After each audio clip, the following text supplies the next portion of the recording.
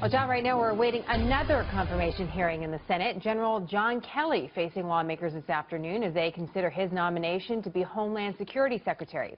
Kelly is a four-star retired Marine general. He's also the Gold Star father of Marine First Lieutenant Robert Kelly, who was killed while serving in Afghanistan in 2010. This is a photo of General Kelly with his two sons. There is, of course, renewed focus on Afghanistan today. In the capital of Kabul, two bombings killed at least 38 people, wounding many more, with the Taliban claiming responsibility. In Helmand province, at least 7 people died in a suicide bombing. And now this headline that might have been buried, as we've taken in so many other breaking news items over the last several days.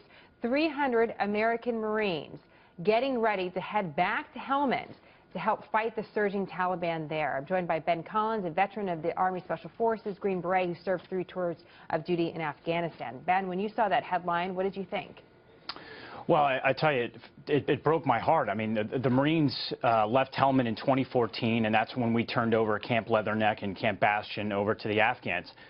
The Marines, over the course of the fight, and they were predominantly in the southern region, they were in Helmand, they lost 378 men and women during their battle against the Taliban.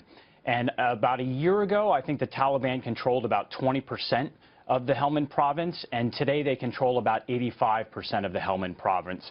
So it's heartbreaking to see the loss of 378 get lost again, and we have to resend more Marines into the area. You know, it's interesting that you talk about territory and territory loss, Ben. The Taliban right now controls more territory in Afghanistan than any point since 2001. Why did that happen? What do we do about it? What's the threat to us? Well, you know, look, the reality is that, you know, during the Afghan surge, I mean, we had over 100,000 soldiers that were there, and we were just really starting to make gains. We have about 9,800 soldiers that are in Afghanistan. That's effectively, they're there, you know, once we ended the combat operations, even though we lost a Green Beret 2 months ago or so. You know, they're there to train the police or so. But territory is key here, Jenna, especially the Helmand province where they're going back in, because, you know, that's the heart of the poppy growth and the opium trade that fuels and finances the insurgency. It makes about $4 billion a year. So it's a very key node of control that the Taliban always want to maintain.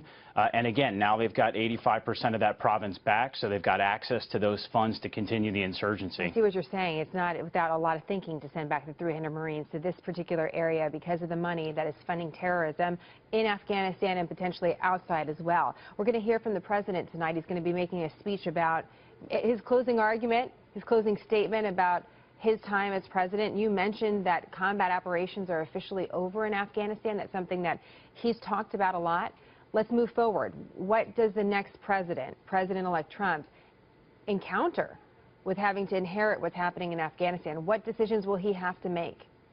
So I think the first decision that they have to make is what is going to be, you know, what are our national interests in Afghanistan and how far are we willing to go? Look, we've been 15 years in this war. You know, we've lost about 2,500 soldiers. We've spent about $1 trillion. So what's next? What do we have to do?